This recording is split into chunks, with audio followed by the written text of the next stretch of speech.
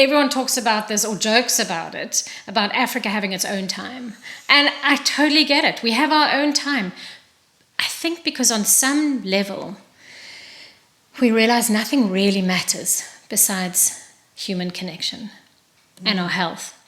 And so I think this slowing down and telling someone I might be late for a meeting is becoming more allowed, because we're really realizing nothing really matters.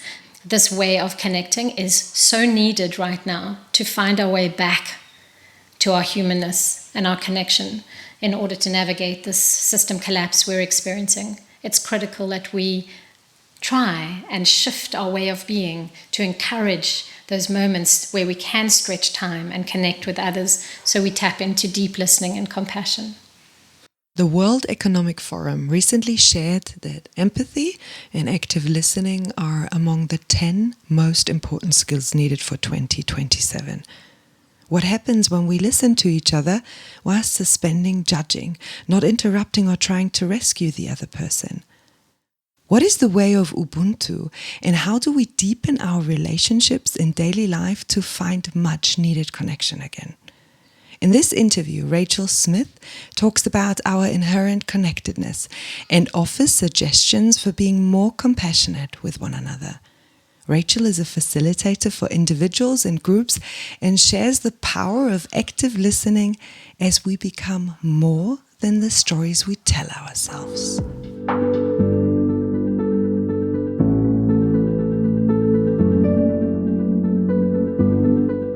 We started today with a ritual to check in with each other, to set an intention.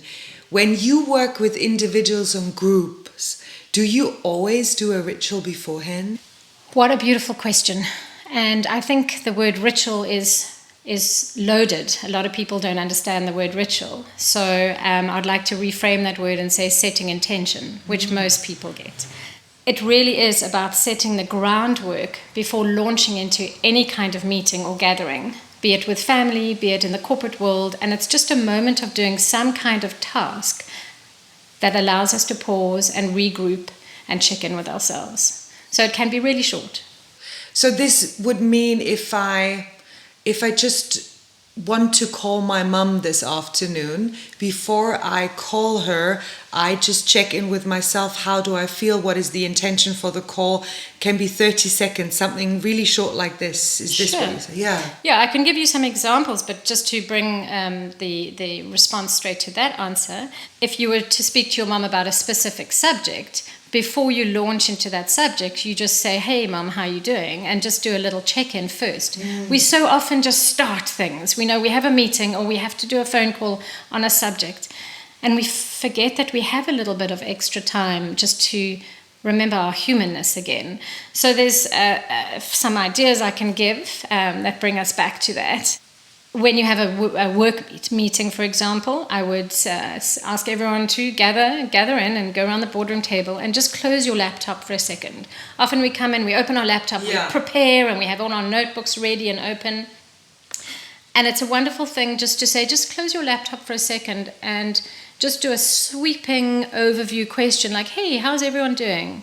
And some people might answer, most won't. But just asking those 3 words, how are you, allows people to pause for a second and go to themselves, often like, how am I?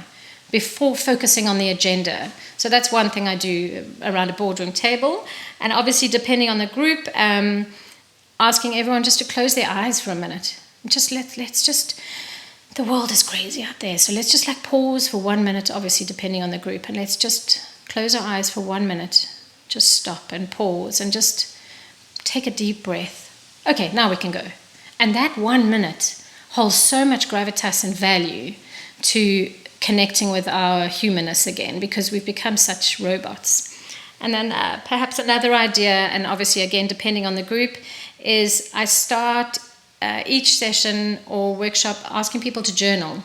So we all have notebooks or journals, and just writing down 3 gratitudes. And when you write, I am grateful for my health, for example, it's really short, really easy. But it gives you the sense, it changes our psychology, and it gives you the sense of feeling present and feeling alive. And that's just another way. There's many examples, but those come to mind. Thank you so much for sharing this. Something that my brain now remembered is the special forces in many countries, they have these check-in rounds forever, because if you are a special agent and you're going on a mission and you don't know in which emotional state the other person is, then you don't know how to either give him the lead in a thing, or you have to actually take care of him.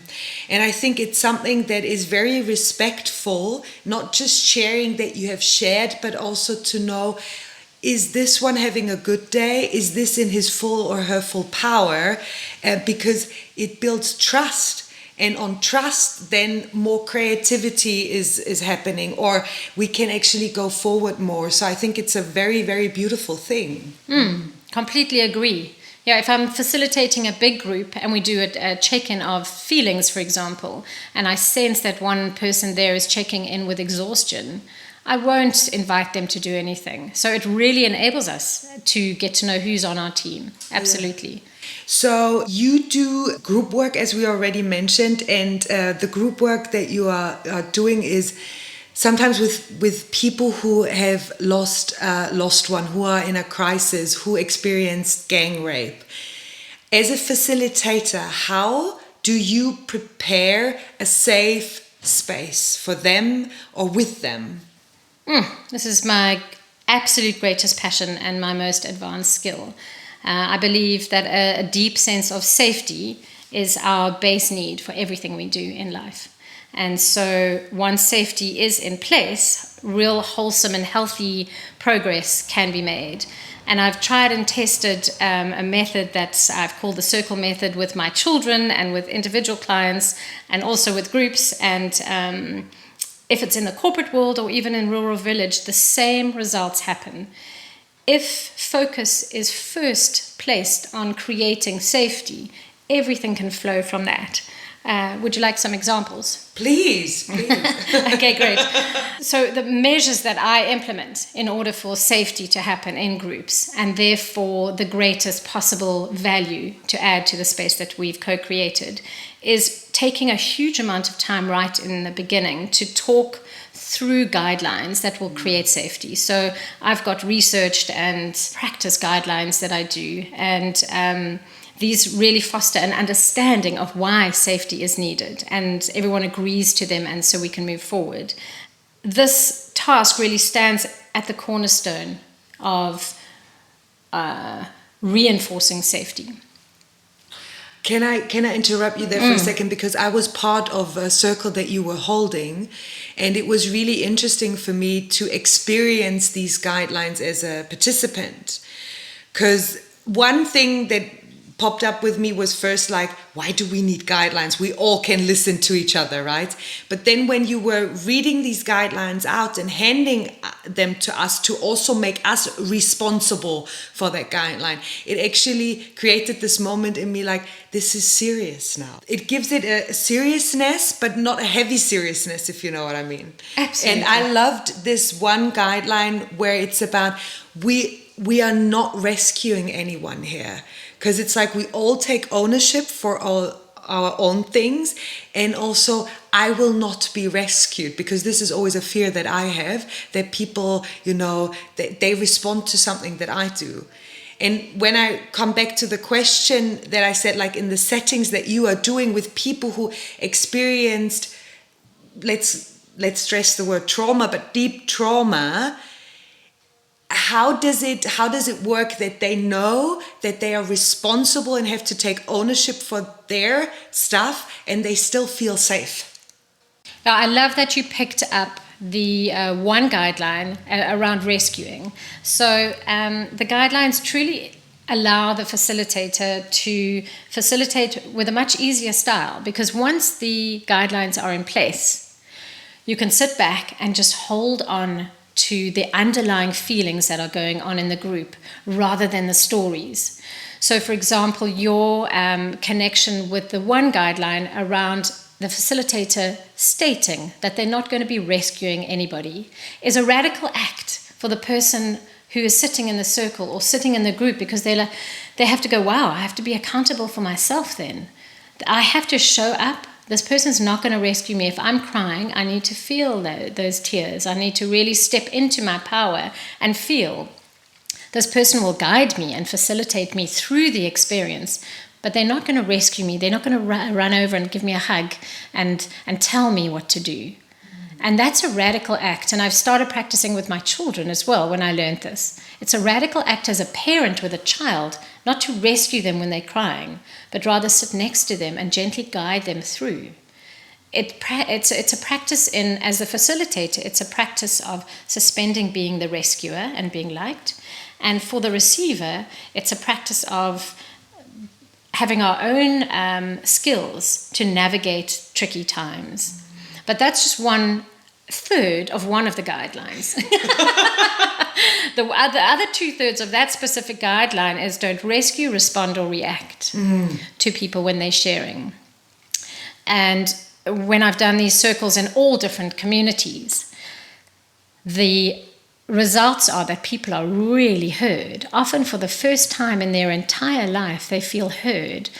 And the emotion that brings when you really, truly heard for the first time is liberating. It gives people freedom. Tears, happy tears flow because I was really heard, because the person was listening to listen and hear, not to respond. I know that the worst thing you can do to someone is ignoring them because you don't see them. So what you are saying right now is they are seen for the first time and heard for the first time, and they are allowed to be seen for the first time.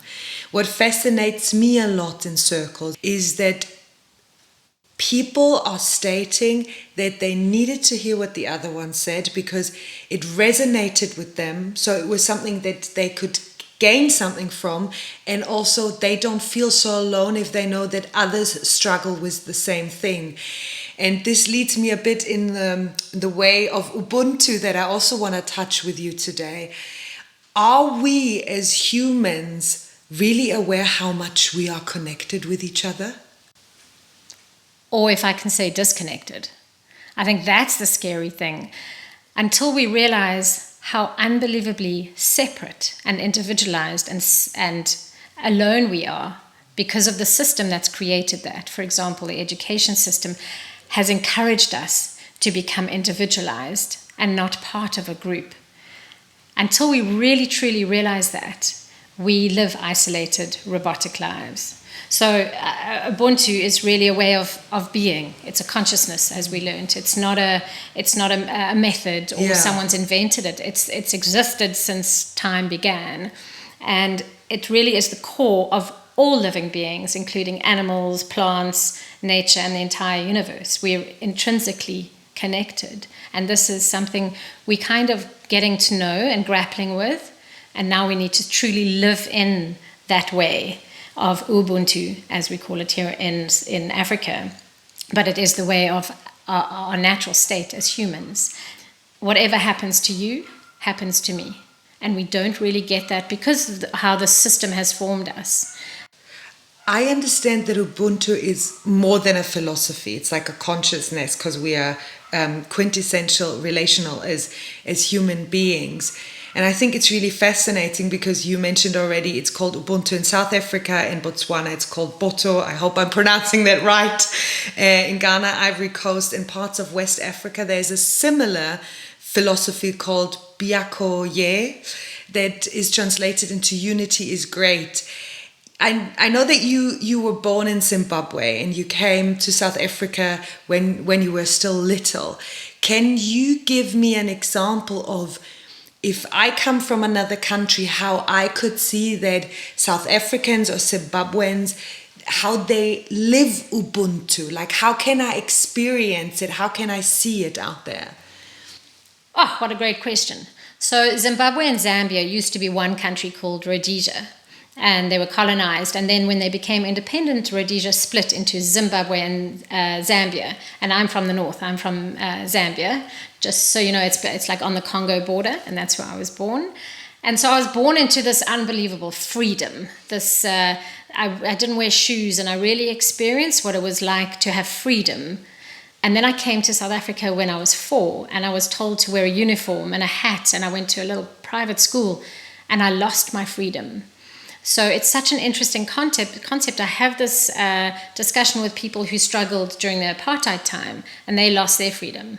And I say, I lost my freedom. And we talk about, what is it to be free? So this whole philosophy or way of life or consciousness around Ubuntu, that we're intrinsically connected, we park our stories and we talk about the underlying feelings and the underlying intrinsic connections that we have.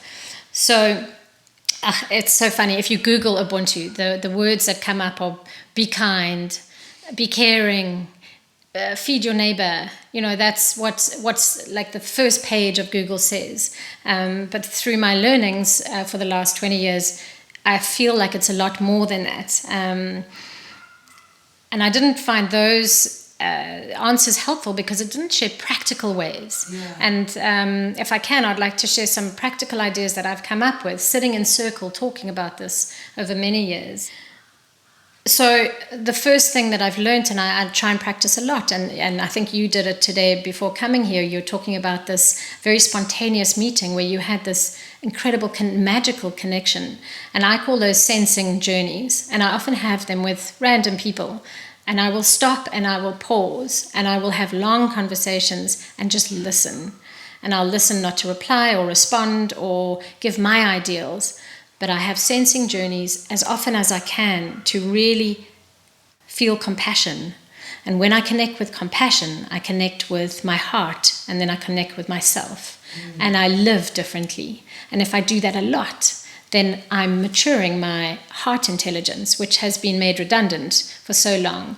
Our IQ has been forefront of our system. So keeping that in balance is really amazing. Deepening our compassion as humans, connecting with others, is a way of practicing the way of Ubuntu, the consciousness of Ubuntu. What is interesting now listening to you is that because this magical connection happened to me this morning, I come from Germany where I like to be planned a lot and I like to organize a lot because it gives me a sense of I value my time and I value the time of others. Here in South Africa, I invite myself, and I'm also invited far more to stretch time. What happens is you go a bit more with the flow and then these things can appear. For me, it's a lot like you create a space where things can appear organically that is also Ubuntu. Like it doesn't come from the mind, like you call it, from the forefront. It's not mindfulness for me, it's bodyfulness.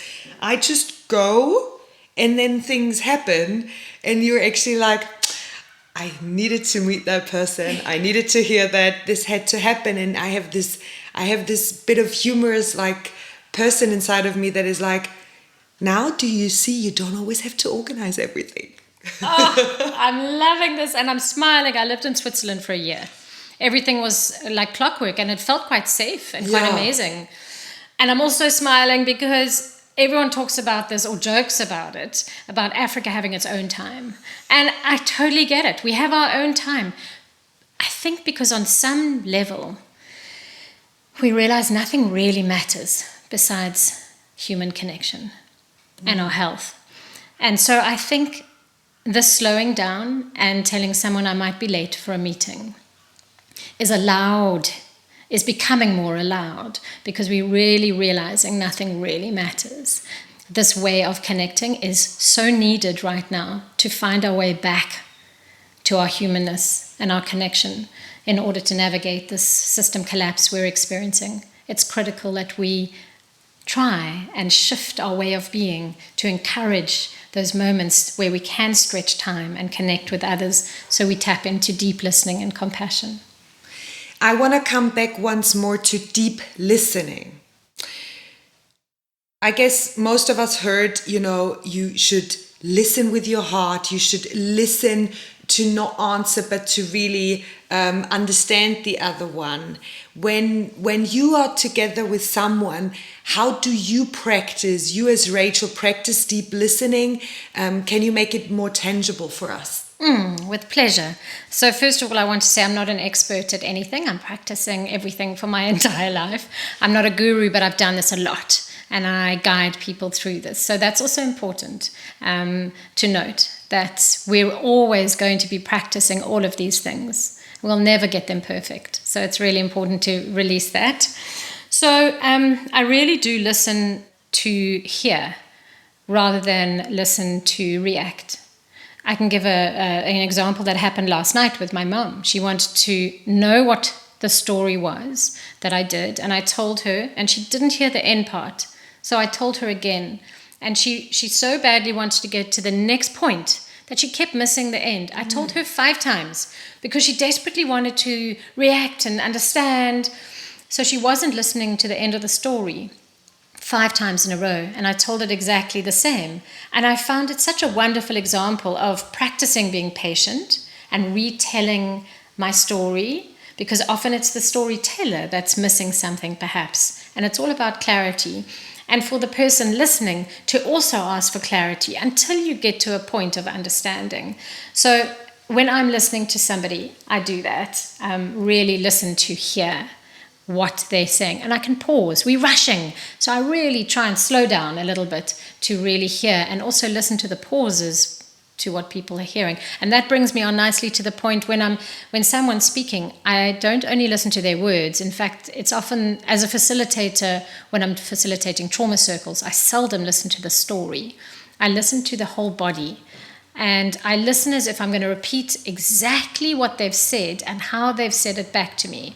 So their body gestures, their energy, how they're looking at me or around, how they are sensing whilst they are sharing. I think to myself, I've got to repeat exactly how they share. And in that way, I pick up all the nuances in between the words, and I listen much deeper. I also get out of my busy mind, because our minds are so busy thinking about all the what ifs afterwards. We have this unbelievable capacity in our brains to think about so much. So when I'm deeply listening, I do that in order to get out of my busy mind as well. One thing that I want to stress out even more is this not judging while deep listening, because I've held many leadership facilitations where people are finger pointing to people who are not in this training. The person who is always late, the other one who is putting pressure on them, the angry boss or whatever. And you get so trapped in what they say, and you're like, you see them as a victim or something. Oh, poor you. Or in your circles, when somebody says, I was gang raped, and you get so lost in their story that actually you sometimes victimize the person that is telling.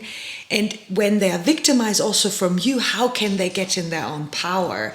So it's like listening to them, but not getting involved in their emotions so they feel even more trapped. Yes, so there are 2 things I can share back with that I picked up. Earlier we were speaking about ego. Yes. And ego for me is really important. It's my marketing department, and it tells me things. It's my marketing department. I love that. It's really important. But marketing departments can get a little bit highfalutin and like a little bit energetic sometimes. So I need my ego. But I know I've cartooned my ego and named it, and I kind of know when it's taking over. So that's really important. Self-awareness around our ego, and when it's being healthy and when it's not. I think that's really critical. How do we suspend judgments? So anyone that makes me react with a judgment, they're my biggest teachers. I'm reacting because they're doing something that I haven't worked through in my self-awareness program. So I don't have a program, but like my life. Yeah, classic. So that's the first thing. So if I'm a facilitator and there's somebody that's pitched up late, for example, and they've really disrupted the space, I flip it into a positive. I suspend my judgment of them because I know that they're going to be a fantastic example of learning, either for me individually as a facilitator or if I'm sitting in a space. So that's really important. Suspending judgments is impossible as humans. We are intellectual beings with judgments. But flipping the judgment into a learning or a possibility of something being a good experience, that's how I work with my judgments. And as a facilitator, if I can do that more, the space becomes really healthy. Yeah. But it's a practice forever. You know, one might think now, that sounds really nice, but isn't it a very vulnerable space if I talk that openly and if I allow others to see me that openly? And I know that a lot of these famous speakers out there, may they named Simon Sinek, Brené Brown, or Sadhguru, they are saying like, be vulnerable, show up, show your vulnerability.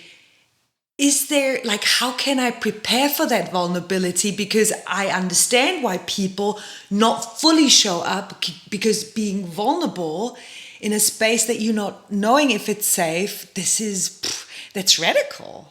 It is radical, and I get very excited with this whole topic of vulnerability. And I don't know whether you noticed, the World Economic Forum last week just put out the top 10 skills we need to navigate the next 5 years. And one is deep compassion and deep listening, and therefore vulnerability. So this topic for me is very exciting. And since the 90s, since I was in high school, and then since up until about 5 years ago, I was part of this movement around we need to become enlightened beings. And then I realized, fuck, can I swear? Yes. Fuck, no. I'm not a fucking enlightened being. I can't be perfect because I'm imperfectly perfect. I'm a human. I'm gritty. I have these incredibly challenging experiences. So I stopped watching these gurus talk about these, like, be vulnerable, be enlightened. And I rather went to the dark and the grit. And I realized the balance of both is amazing. And with the vulnerability thing, it was like, we can be vulnerable, sure. But how do we be vulnerable? And it goes back to our previous half of what we've been talking about. And it's like creating safety. First, we need to really understand the skill of creating safety, either as a guide, lecturer, presenter, facilitator, or when we're sitting in a group. How do we do it for ourselves? It's a massive skill. And once we have the skill of feeling safe, then we can be vulnerable. But being vulnerable is a massive task in itself. And I can go into ideas of how to be vulnerable if you want. I think the first thing is to practice self-awareness. If we are aware of how we're showing up in the world, we have to do some self-development before we can bravely become super vulnerable. And for me, the definition or the practice of being vulnerable is showing up with my authentic self. So therefore, I speak my truth, even if my voice shakes. I show exactly who I am with all my flaws, and I am totally authentic. And to be that way in this system is really hard because we are practicing getting that award. We're practicing being perfect because we want to get that job that we've been gunning for. We want to look good in the team. We want to be seen as intelligent and successful. And often being vulnerable disallows all of that. Because you said authentic, I hear it a lot that people say, be your authentic you. I half disagree with that, I have to say. I like to say, be selectively authentic. Because is what I am sharing and what I'm doing in my behavior helpful for the others as well? Because like when you really believe in this way of Ubuntu, then it's like what I bring with me, is it also helpful for the collective? Because I can always be very authentic and say, this is just me, deal with me, and just, put like a cold water bucket over them, or think like, should I give it to them in bits and pieces so they can digest and slowly see it, So I'm more a fan of being selective, authentic, when it comes to business life as well, because there are certain guidelines as well how to interact with each other that give us the safety to feel also safe at workplace. What do you think about that? I'm listening and I'm intrigued and curious because I have a body reaction to what you're saying. Yeah. So like I'm tapping in and going, why am I feeling that doesn't feel right? And then I'm working through it with my head now. So I first operate from my heart. And my body reaction is like I've been practicing showing up 100% authentically in work and home and with my friends. And I've been burnt and I keep getting burnt. I'm like, yeah, maybe I should just go back to like selectively showing up in different spaces so I don't get hurt or I don't lose that job or I don't feel shamed. I can give an example. Yesterday in a group with 135 people throughout Africa on a WhatsApp group, I showed up really authentically. And it's what we're striving for Africa to be seen again and to be respected again. And there was a conversation going where I highlighted that we weren't, but people hid and said, no, we can't really talk about this. And I said, but we have to. If I'm banished from this group, I know I've spoken my truth. If we truly, it's around integrity actually. If we truly are doing what we say we're doing, we have to try and stick to that. I hear you though, it's really hard in a system that has no safety guidelines, has few safety guidelines for us to show up authentically. I think selectively authentic for me means not that I don't show up as my authentic self, but I don't have to present my whole authentic self. Because if I don't know, had a very emotional morning and I'm coming to work and people ask me, how are you? Is it really helpful for me and for them in this moment that I tell them everything that happened? No, but it's important that you say, I've had a tough morning. Because we often have this facade. No, I'm fine, thank you. Yeah. This is like our go-to word. I'm fine. I'm okay, thank you. But we're not. But imagine if we could start ripple affecting, showing up going, I'm not feeling great today, but I still deliver what I need to deliver. It's the other person that feels the need to rescue them that we worry about, because then they want to rescue us and then they're going to invest time in you, and maybe you don't want them to invest time and be seen as this person who's struggling. We don't need to show our whole selves, because I don't think that's safe, but showing up as we need to show up is so important for all of this practice. But I hear you, it's a practice and it's difficult. And for me it's also like know who your audience is, because we change our way of speaking at business to the place at home. It's still our authentic self, but it's just putting words in that are more in resonance with the group of people we are talking to. So for me, this is being selectively authentic, because I know that with children I speak differently than maybe with a CEO, but it's still me who's speaking. It's just making sure that the other ones can also listen to me. One thing that I wanted to ask you, because deep listening is very connected to the theory U that a lot of people know from Otto Scharmer. You worked with the Presenting Institute and the MIT and were part of the leadership team of the Ubuntu Lab. Can you give us like a snippet from the beginning of this journey and maybe also your proudest moment? Thank you. I love that word, snippet. If I can backtrack a little bit, being in South Africa, on the tip of Africa, in this tiny little place, often being cut off from the rest of the world whilst I was growing up, has made me feel really isolated. I lived in Switzerland after finishing school for a little bit, and London, and I suddenly started feeling this immense global network. I was like, wow, the world's so big and incredible. And I've been home in Cape Town for 20 years, and I've always had this urge to reconnect with the rest of the world. So I did a course with MIT, and then I connected with Otto Scharmer and the Presenting Institute. I think it was in about 2018. I was leading a group of micro farmers and stakeholders through Theory U process, and they showed a map, and it was so exciting. There were like 2,000 people present on Zoom, and it was like long ago, so Zoom was a new thing, and they showed a world map, and everyone was amped. and there were little like yellow lights representing all the countries of the world, and right in the middle of the screen for everyone was this blackened out mass called Africa, and there was one tiny light in Cape Town which represented us, and there was like a deathly silence with the 20 people I was with. We were like, sure, we got to speak up. So 2 people could speak up out of the 2,000. So we put our little hand up on the screen, and one of the guys, Ryan, we called ourselves the Rainbow Warriors then. He said, look, what's happened to Africa? And there was a discussion around it.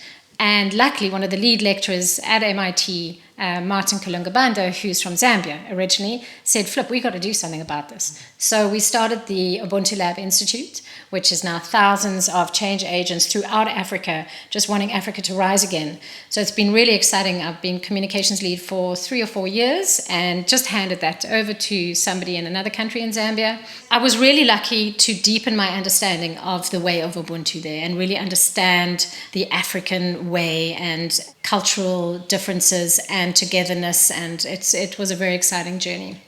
Would you like, as a person, that Africa is more visible in the whole world for its potential and for its qualities again? Absolutely. So Africa is, without a shadow of a doubt, re-rising again. I think this sense of humans being disconnected has been really evident since the time of COVID, and people are now, even the World Economic Forum is saying, we really need deep compassion and deep listening to come back as a skill. We are crashing as humans. Our systems are crashing all around us. And how do we do this? And I think Africa has been forgotten in many ways. And we have this unbelievable essence here of living much more with stretched time in our heart space, really understanding that if our neighbor suffers, we will suffer too, even if it doesn't look like we are. So I see now, and I'm very emotional and grateful that many people are now looking at Africa to re-understand where we've come from and how we can deal with or face this emerging future. What fascinated me about you a lot is not just that high value for you is integrity, but you really show up, not just for yourself, but others. And I know that you even went to court against a former president, African president, Jacob Zuma. Can you share with us what happened and also maybe focus a bit on why it's so important that we stand up and not just say we want change, but actually be the change? Gandhi said that. Yeah. Be the change that you want to see in the world. Oh, I thought you think now it was my quote. Damn it. Well, it just came from your heart, which is absolutely your quote. And then Gandhi finished it off for you. Thank you, Gandhi. Thanks, Gandhi. Absolutely. So I think I've always had this rebel spirit. And I think it stemmed from coming from the freedom of being in Africa barefoot and then coming here and being told to be a certain way. So I've had this spirit of wanting to rebel against systems or things that are not working for me and then people. So at school, I always stood up for the underdog, like those kinds of things. And it's through those experiences that I've learned to deepen my compassion, deepen my learning. So all of these have been learnings about everything we've been speaking about. I've always wanted to be part of a movement or a group who are doing extremely impactful work, especially for this country and Africa as a whole. So when I heard about a very, very small organization called SAFSI, the South African Faith Communities Environmental Institute, taking the former President Zuma to court for a 1.2 trillion rand nuclear deal he signed with Putin, secretly without his government knowing or us knowing, it would, without a shadow of a doubt, not only bankruptcy our country, but also we don't need nuclear when we have so much sunshine and wind. So I worked with 5 people to take the president to court over 2 years, and we thought we would never, ever win. There were 5 of us and a few lawyers from Earthlife Africa in Joburg. But for 2 years, we sat it out and we did it. And it went to the High Court and it was told that it was unlawful, unconstitutional. We have one of the best constitutions in the world. And it was strapped. And that was a great thing to do. And I was a small little token. I did their events and PR and stuff like that. And I was kind of like on the sideline cheering them on. And it's the most incredible feeling to hear the country complaining about something. And then I was doing something in action. So it was all about the action. And I joined forces. It was all about co-creating change. I couldn't do it on my own.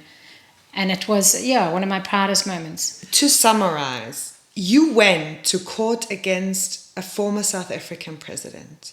You were on the leadership team of the Ubuntu lab.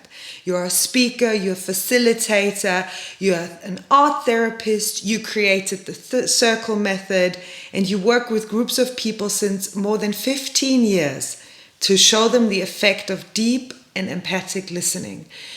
Rachel, would you consider yourself successful?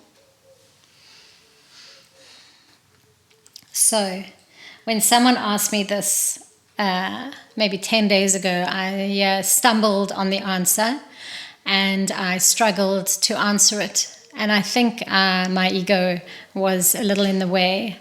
And you asking me that question now when I'm feeling calm and centered, the answer is absolutely yes, because I feel like I'm living my best life. And now my ego just came in, and all my critics, and they say, look what you're struggling with. And then I can feel it. There's a long list of things that just came into my mind. So that in itself is a little successful moment for me. It's like, I'm acknowledging that I have both. I feel both incredibly successful because I'm living my best life and doing what I want to do. And in balance with going, maybe I'm not, maybe I need to do more or less. So for me, the answer is yes today, and the answer is no last week. And that in itself speaks volumes. This is the nicest metaphor for me that also South Africa brings to my life, polarity. To allow polarity and to one day say no and the other day say yes, and it's still authentic. And to allow that it doesn't always have to be, I'm perfect, I'm great, life is good. To see that sadness, anger, fear have the same qualities, and to say, I'm still grateful that I could express anger today, or I could feel fearful today, and I don't have to be like happy every day. Yeah. I absolutely love that. Completely, and thanks for recognizing that, and how beautiful that you're here and experiencing that. It goes back to the answer that I said up until about 5 years ago. I thought it was all about lightness, and still, and it's actually in the dark grit work that I learn the most, and if I go through it, I can feel the darkness. So really holding the polarities equally, in equal honoring and equal balance. We are coming soon to the end of this interview, and I always ask 3 last questions to everyone I interview. And the first of the last ones is, what is your biggest fear? Well, I'm human, so I have many.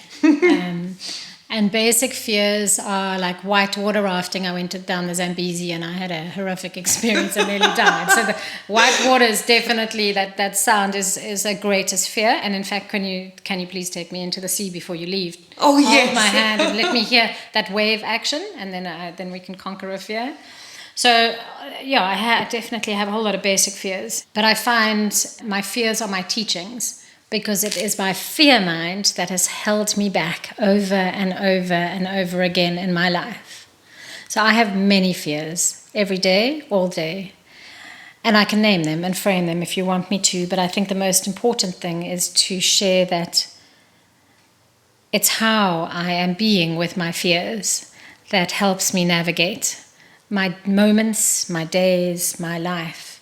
And if I can learn to be with my fears, which are so normal, then I can find a much more fulfilling way to be in this world. My fears are my teachers.